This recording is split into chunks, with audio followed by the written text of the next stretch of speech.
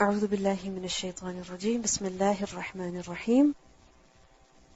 Lesson number 71, Surah Al-Maidah, ayah number 27 to 40. وَاتْلُ عَلَيْهِمْ نَبَأَ ابْنَيْ آدَمَ بِالْحَقِّ إِذْ قَرَّبَا قُرْبَانًا فَتُقُبِّلَ مِنْ أَحَدِهِمَا وَلَمْ يُتَقَبَّلْ مِنَ الْآخِرِ قَالَ لَأَقْتُلَنَّكَ قَالَ إِنَّمَا يَتَقَبَّلَ اللَّهُ مِنَ الْمُتَّقِينَ.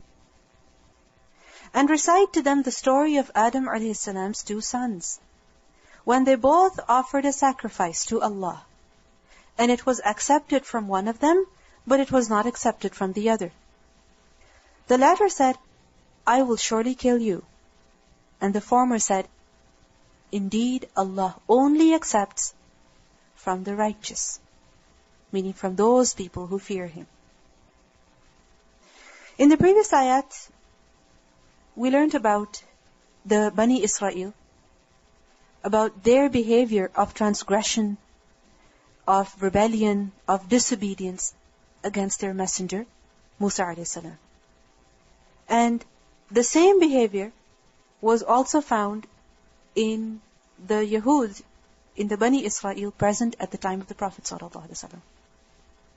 That their behavior towards Muhammad sallallahu alaihi wasallam was also of utter disobedience, transgression, and rebellion, of jealousy, of injustice. Now over here, the story of Adam alayhi salam's two sons is mentioned.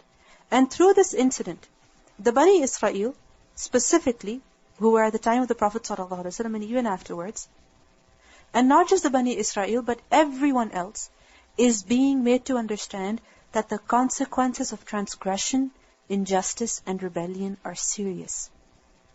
That when a person does not obey the commands that Allah has given, that the Messenger gives, when a person rebels, when a person commits injustice, then there are serious consequences. Over here, the story of the two sons of Adam alayhi salam is mentioned. That both of them, they offered a sacrifice, and the sacrifice of one of them was accepted, and the sacrifice of the other one was not accepted. The one whose sacrifice was not accepted, he became jealous. With who? The one whose sacrifice was accepted. And out of this jealousy, what did he say? That I'm going to kill you. And eventually he did kill him. So, we see over here the transgression, disobedience, it leads to severe consequences. And because he murdered his brother, what happened? After him, every single person who commits murder, in the Sunnah of that person, he gets the sin as well. Because he initiated this act. He began this tradition of killing people without right. So he will get a sin of all those people who commit murder after him. So we see that the consequences of transgression and disobedience are extremely serious. And through the previous story, the Bani Israel especially are being addressed that the Messenger of Allah, Muhammad sallallahu alaihi wasallam, has come. What is your behavior towards him? And through this, all of us are also being taught that the commands of Allah have come to you. What is your behavior towards those commands? What is your behavior? Is it of transgression? Is it of rebellion? Or is it of samr and ta'a? Now we see here that both of them, both the brothers, they offered sacrifice. Why did they offer sacrifice? There are many opinions with regards to that. And again, remember that if it was important for us to know what they offered, why they offered, Allah certainly would have informed us. Certainly. Because يُبَيِّنُ اللَّهُ لَكُمْ أَن تَضِلُّوا. However, if He did not inform us, what does that mean? That it's not relevant to us. It's not important to us. However, scholars have said that in the Sharia of Adam alayhi salam, Allah subhanahu wa ta'ala had allowed Adam alayhi salam to marry his daughters to his sons. So basically, marriage between siblings was permissible. Why? Because of the necessity of this action. There was a shortage of people, and imagine the first generation. How were they supposed to reproduce? Was there another human being that was created from turab, just like Adam alayhi salam was created? So that both were like brothers and their children got married to one another? No. It was only Adam alayhi salam and his wife Hawa, and whatever children they had, they were to get married to one another because of the necessity of this action, because of the shortage of people. So we learned that in every pregnancy, Hawa, she would give birth to twins, one male and one female. And the female of one pair would get married to the male of the other pair. So in each pregnancy, she would give birth to twins, one male and one female. And the female of one pair, she would marry the male of the other pair, and vice versa. So when the time of marriage of the two sons of Adam alayhi salam, Habil and Qabil, came, Qabil wished to marry his own twin sister. What was the law? That you don't marry your own twin sister, rather you marry the other, who is not your twin, but the twin of the other brother. So he wished to marry his own twin sister. Why? Because she was more beautiful than his brother Habil's twin sister, whom he was legally supposed to marry. Obviously, Adam a.s. did not allow this, but Qabil insisted. And we see that sometimes men, even women, when they're in love with someone, no matter what you tell them, they just don't get it. It's like as if a veil is on their eyes, and no matter who tells them, whether it's their uncle or their mother or their father, no matter how they threaten them, they just don't listen. So similarly, Qabil also, he insisted for an exception, and therefore Adam a.s. he commanded that the two sons, they should offer a sacrifice. And whoever sacrifice would be accepted, he is the one who would marry Habil's twin sister. So we learned that Habil, he sacrificed a goat, and Qabil, he sacrificed some farm produce. And in that time, the acceptance of a sacrifice was known immediately. How? That whatever sacrifice you offered, a fire from the sky would come and burn it. It would consume it, if that sacrifice was accepted. If it wasn't accepted, then the fire from the sky would not consume it. So we see that Habil's sacrifice got accepted and Qabil's sacrifice did not get accepted.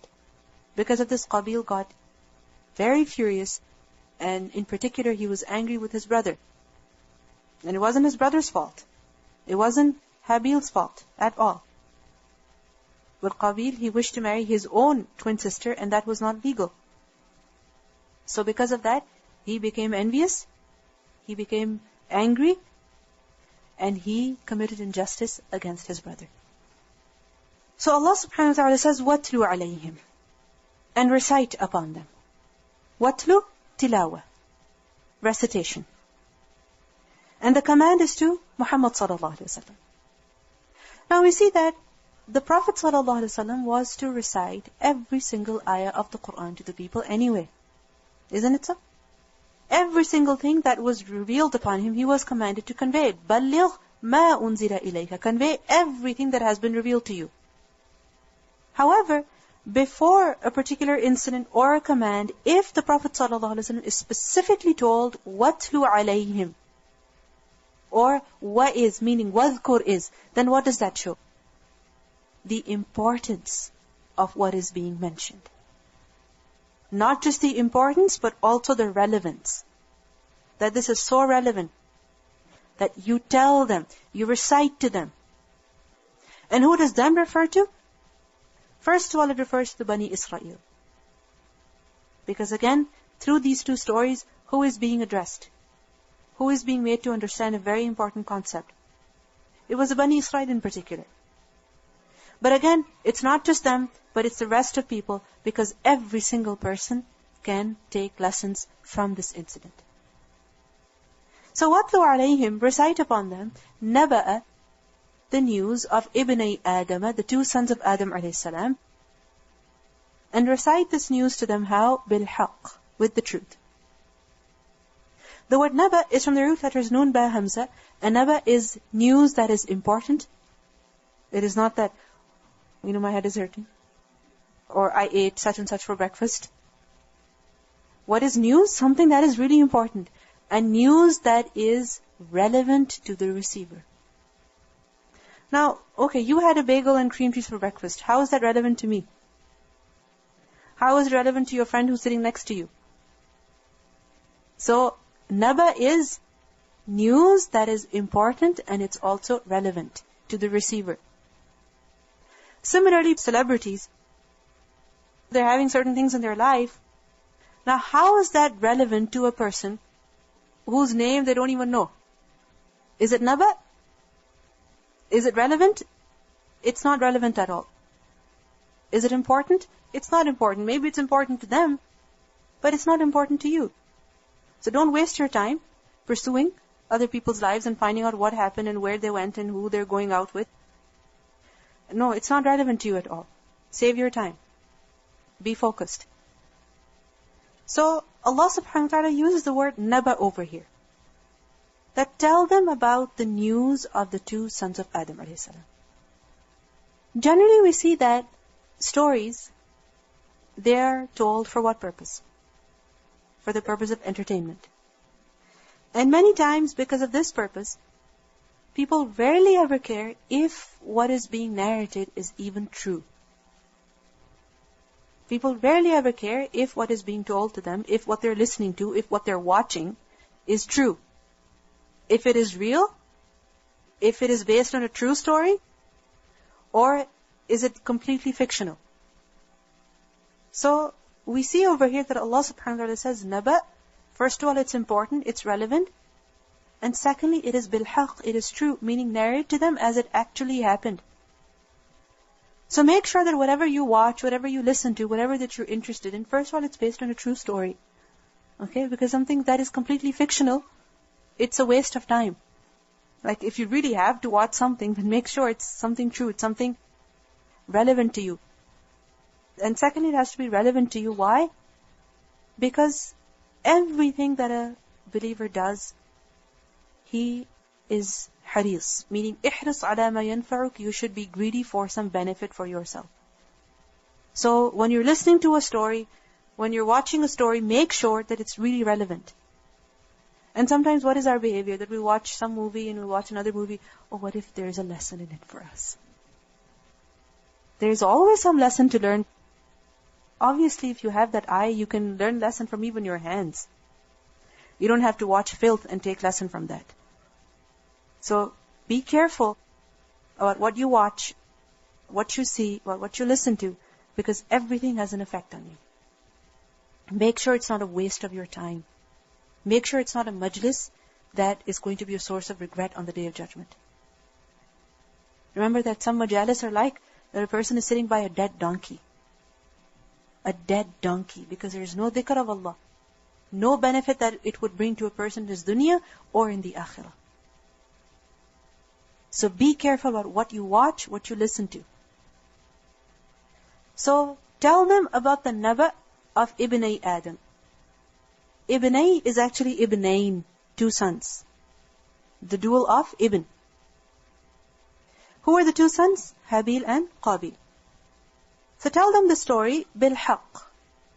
Bilhaq meaning as it is, accurately, the way it happened.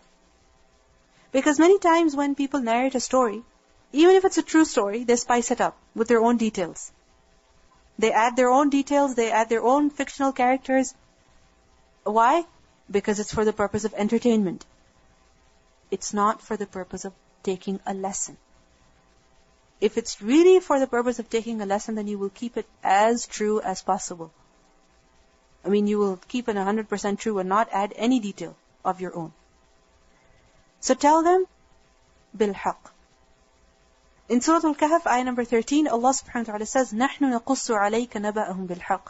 We narrate to you their story with the truth. So every single incident that is narrated in the Quran is accurate, meaning it is as it actually happened. It is as it actually happened. And we also must be careful in narrating incidents. That just to make it more interesting, we shouldn't add lies to it. So what's that story? What's that naba? إِذْ قَرَّبَا قُرْبَانًا. When they both offered a sacrifice. قَرَّبَا, قُرْبان, from the same root, قَافْ, رَا, ba. Qurb. What does it mean? Closeness. And taqreeb is to offer something to the other out of hope of getting close to them. To offer something to the other in hope of getting close to them. Like for example, if you wish to become friends with someone, what are you going to do? Give them a gift.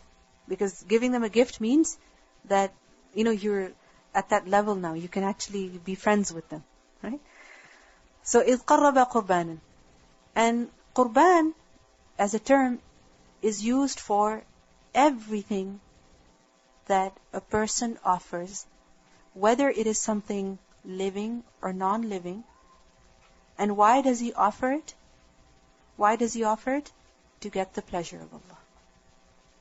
So everything that a person offers, whether it is a living being or a non-living being, why? In order to get the pleasure of Allah. So like for example, at Eid al-Adha, what do people do? We slaughter an animal, we offer, sacrifice an animal. Why? To attain closeness to Allah subhanahu wa ta'ala. That, oh Allah, this is for your sake. So, إِذْ قَرَّبَ قُرْبَانًا. When both of them offered a qurban. فَتُقُبِّلَ. So it was accepted. From Qaf Bala. It was accepted min ahadihima, from one of them too. How? The fire came down from the sky and consumed it. وَلَمْ يُتَقَبَّلْ مِنَ الْآخَرِ. And it was not accepted from the other. So Habil, his qurban was accepted, and Qabil, his qurban was not accepted. Qala, he said. Who said? The one whose qurban was not accepted, and who was that? Qabil. Qabil said to who? To Habil, لَأَقْتُلَنَّكَ. Surely I am definitely going to kill you. Why? Because he was jealous, he was envious. That now that I can't marry my twin sister, and he is going to end up marrying her, I'm not going to let him marry her. I'm going to kill him. Qala, he said. Meaning, Habil said, إِنَّمَا يَتَقَبَّلَ اللَّهُ مِنَ الْمُتَّقِينَ. Indeed, Allah only accepts from who? From those people who have taqwa. What do we see in this ayah? What do we learn? First of all, we learn about the importance of this incident, as the Prophet ﷺ has been especially commanded to tell people about this incident. What do we learn from this? That we also must tell our children, people who are around us, about this incident. Because there are many lessons to be learned from this incident. Secondly, we see that whatever Allah subhanahu wa ta'ala informs us is definitely haqq. Any statement, any incident, any news, any report that Allah informs us is definitely al-haqq. And if people have another version, that is not haqq. But what Allah has told us is haqq. Because sometimes when we read these stories in the Quran, and we read other versions as well, with other people, then we wonder, okay, what's the truth? Then what's the truth? What Allah is telling us. Thirdly, we learn from the story, this is a side lesson, but it's a very important lesson, that sometimes people become very stubborn, and no matter who tells them, no matter how they explain to them, no matter what advice they give them, sometimes they just don't accept. And this is a sign of what? This is like hard-heartedness. Remember we learned earlier that a hard heart is what? That the advice of no one, the tears of no one, the warning of no one affects them. Obviously, if somebody is telling you to do something haram, to disobey Allah, then yes, you do feel bad. You do feel in an extremely difficult situation, but you will not do it. Why? Because it goes against the commands of Allah. However, if somebody is telling you about something that is correct, like for example, your own father is telling you that this is something I don't like for you. Your own mother is saying, I don't like this for you. Your uncle is saying, I don't appreciate this for you. And they show you the pros and the cons. They show you the loss. Then don't be that stubborn. Really, don't be that stubborn. Somebody took care of you throughout your life. And now you don't listen to them when it comes to the choice of your marriage. And even if you do end up marrying them, what kind of happiness will you have in your life when you've upset your parents? When you upset your entire family? So don't be stubborn when it comes to this situation. Be firm But don't be that stubborn. And especially if they're telling you about something that is good for you, then listen to them. I mean, is that the only person left in this world? Is that man or is that woman the only person who is left in this world? That you have no choice of marrying anybody else and that's the only choice left? It's not the only choice left. Be a little open-minded. Consider the wish of other people. And most importantly, the laws that Allah subhanahu wa ta'ala has given. Because over here, what was He trying to do? He wanted an exception from the commands. So, we have to be very realistic when it comes to marriage. Take the whole family together, because it's not just your marriage. Yes, it is your nikah, but however, two families are going to be connected. We also learn from this ayah that apparently two people might be doing the same action.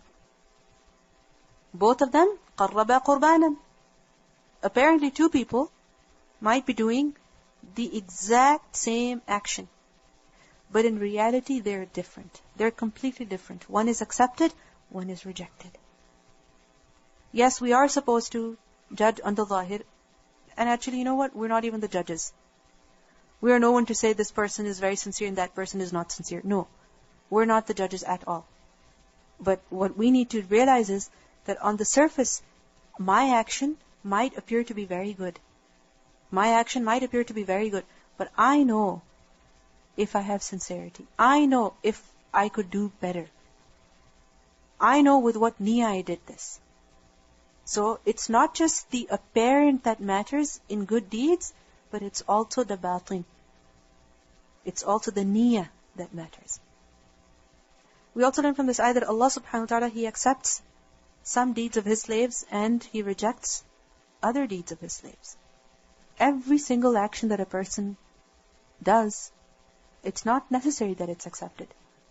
What does it show? That there are certain conditions of acceptance. Just don't think that just because you prayed that salah, it's 100% guaranteed acceptance. That just because you gave that sadaqah, definitely it's going to be accepted. There are certain conditions that must be met, that a person should strive to meet in order to ensure that his good deeds are accepted. And what are those conditions? What's the first condition that we see over here? Taqwa. إِنَّمَا يَتَقَبَّلَ اللَّهُ مِنَ الْمُتَّقِينَ. Allah only accepts from the muttaqeen. So when a person has taqwa, he will have sincerity. Secondly, when a person has taqwa, whatever he will do it right. Meaning he will do it in the best way possible. He will do it to the best of his ability. Because we learn that Allah subhanahu wa ta'ala, He accepts only what? That which is tayyib. So if a person has taqwa, then he will make sure that whatever he is doing is, for example, if he's giving sadaqah, it is from halal earning. And it is the best that he can offer. The Prophet ﷺ said that إِنَّ اللَّهَ طَيِّبٌ لَا يَقْبَلُ إِلَّا طَيِّبٌ. Verily Allah is pure and He accepts only what is pure. So what's the condition that Allah subhanahu wa ta'ala will accept the action if that condition is met? Taqwa. And what does taqwa include? First of all, correct niyyah. Correct niyyah. And secondly, best action. Good action. That whatever a person does, it is halal. It is the best that he can offer. We also learn from this ayah that a person should never be proud of the good that he has done. Never should a person feel proud about the good deeds that he has performed. Because no matter what you do, you don't know if it's definitely going to be acceptable or not. And you know when you do something for someone whom you really love, even if you've done your best, you're still unsure. Isn't it? Like for example, if you're cooking food for some guests who are coming, and you do your best, and you know it tastes right, it's cooked, it's not burnt, it's not raw, it's right. But you're nervous until and unless they eat the food and they say, it's nice. You did a good job. Aren't you? You're not satisfied until you know for sure that they like it. So once you know for sure, then you feel happy about it. Before that, you don't feel proud about it at all. You don't feel happy about it at all. You're in that state of fear until you know for sure that it's going to be accepted. Now, when are we going to know if our good deeds are accepted or not? In the akhirah. So until then, we cannot feel proud or arrogant or too happy about the good deeds that we performed. Rather, what should we do? We should be concerned about their acceptance. We learn in Surah Al-Mu'minun, ayah number 60, وَالَّذِينَ يُؤْتُونَ مَا آتَوْا وَقُلُوبُهُمْ وَجِلَةٌ. And those who give what they give, while their hearts are fearful. Their hearts are fearful that what if this is not accepted? What if Allah does not accept this? What if my niyyah is incorrect? What if this action is not acceptable to Allah? And when a person is in this state of heart, then he will continue to improve in the quality of his deeds. In the quantity and the quality. Like for instance, there are some people who think that whatever they cook is the best.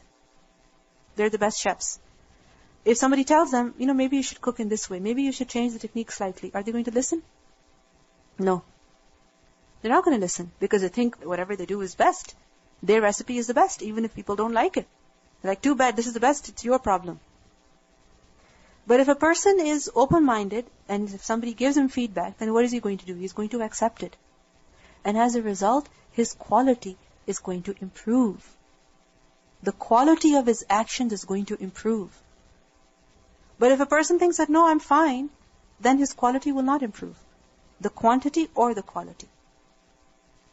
We also learn from this ayah that over here Allah says, إِنَّمَا يَتَقَبَّلَ اللَّهُ مِنَ الْمُتَّقِينَ, that Allah only accepts from the muttaqeen. So taqwa is a condition, a sabab, a cause for the acceptance of good deeds as well as dua.